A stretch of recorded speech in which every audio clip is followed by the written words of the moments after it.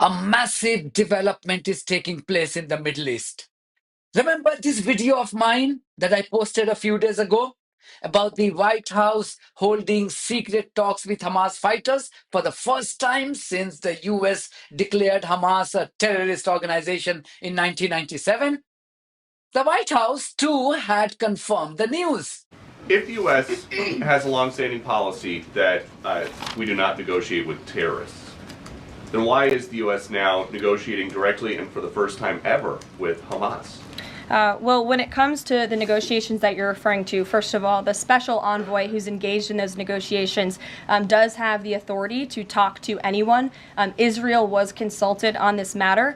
And look, dialogue and talking to people around the world to do what's in the best interest of the American people is something that the president has proven is what he believes is good faith effort to do what's right for the American people. Is it just about the hostages?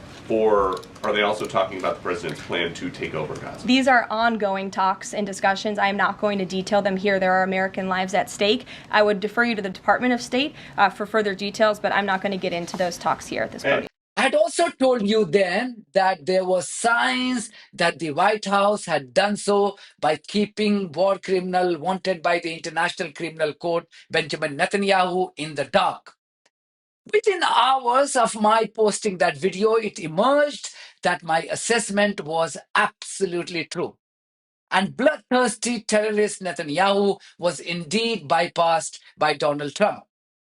This has left the Israeli terrorists seething. But Trump did not appear to care much, as US hostage envoy Adam Boehler, appointed by Trump himself, went ahead with more rounds of talks with Hamas fighters in Qatar. Now, Boehler has broken his silence, and his words would cause political earthquakes in the settler colony of Israel, built on the stolen land of Palestine. On CNN today, Boehler was asked if he was bothered by the criticism from war criminal Netanyahu's right-hand man, Ron Dermer. Dermer had condemned the White House for holding direct talks with Hamas. You have to listen to what Boehler said. He said the US was not an agent. Yes, US was not an agent of Israel. Not my words. This is what Boehler is saying. And it had to do what was in the interest of Americans. He then also said that Hamas were nice guys. Again, not my words. It's exactly his words. I'm quoting him verbatim.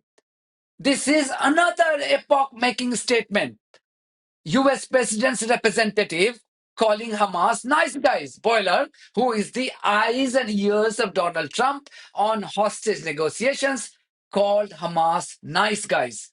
He said Hamas people didn't have horns growing out of their heads, and they are guys like us. Anyway, first watch this clip from CNN. Axios' reporter Barak Ravid is reporting the top Israeli official, Ron Dermer, strongly discouraged you from talking directly with Hamas. He said it was a tense phone call. Tell us about that. Do you understand why Netanyahu, Dermer, others might be upset? I do understand. I spoke with Ron, and I'm sympathetic. He has someone that he doesn't know well, making direct contact with Hamas. Maybe I would see them and say, look, they don't have horns growing out of their head. They're actually guys like us. They're pretty nice guys.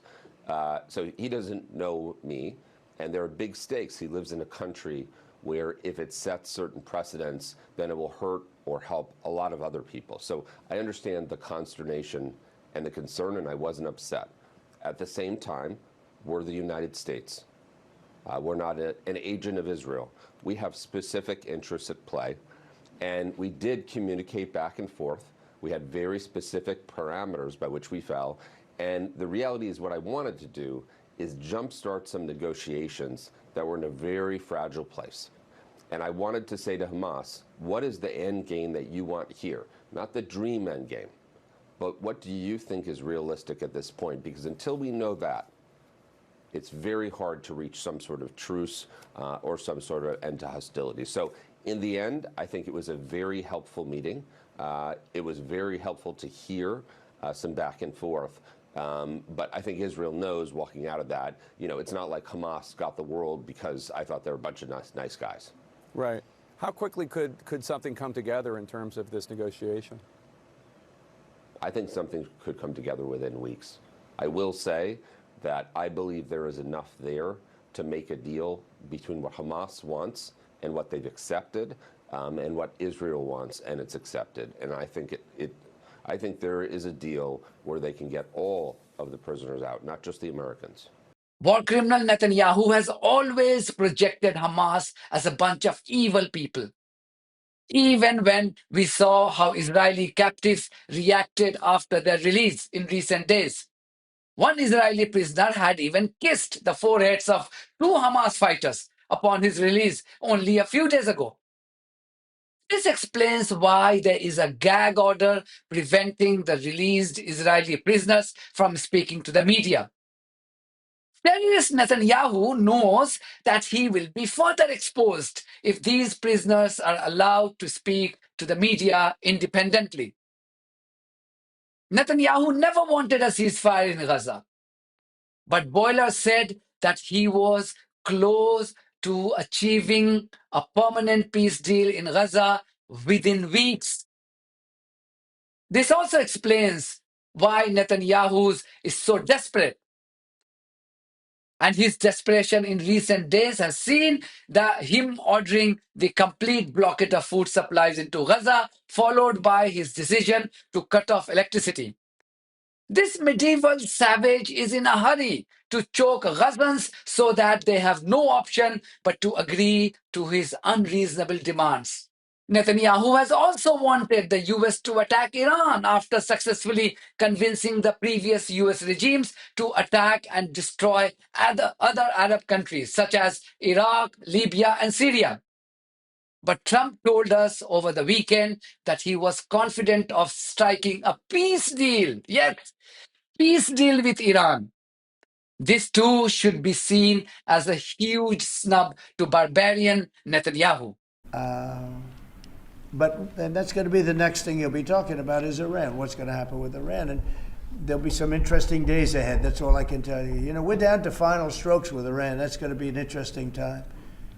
And we'll see what happens. But we're down to the final moments. We're at final moments. You can't let them have a nuclear weapon. I think that I would have had a deal within 1 month after the rigged election of 2020. They were all set to make a deal. And then when I lost, they saw this person who's a stupid person, very stupid person. And they said, let's not make a deal. And they were right. He took the sanctions off. They became rich under Biden.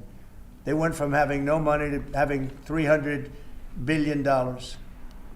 All in a short period. It's oil. Oil builds up fast. It's a nice living if you have a nice oil well.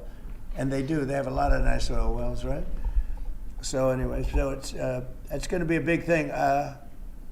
It's an interesting time in the history of the world, but we have a situation with Iran that something's going to happen very soon, very, very soon. You'll be talking about that pretty soon, I guess, and hopefully we can have a peace deal. You know, I'm not speaking out of strength or weakness. I'm just saying I'd rather see a peace deal. Netanyahu had almost succeeded in convincing his war criminal friend, genocidal Joe Biden, to attack Iran's nuclear facilities. But this plan was put on hold following the then branded US president's defeat in the presidential elections. In recent days, we have seen Arab nations coming together on a single platform to agree on a rebuilding plan for Gaza. While the White House said that the proposal was still not to its liking, the EU and the UK wasted no time in endorsing that proposal. This further shows the isolation of Israel globally. The coming days and weeks are going to be hugely important, and I promise to keep you updated about these rapidly changing developments. That's it from me. Thank you very much for your support of this platform and our journalism on buymeacoffee.com and Patreon. If you too think that our journalism is worth supporting, then you too should consider becoming part of it. Details are there in the description of this video. In the meantime, if you haven't subscribed to my channel, please do so, because that's one of the many ways you can support independent journalism. God bless you all.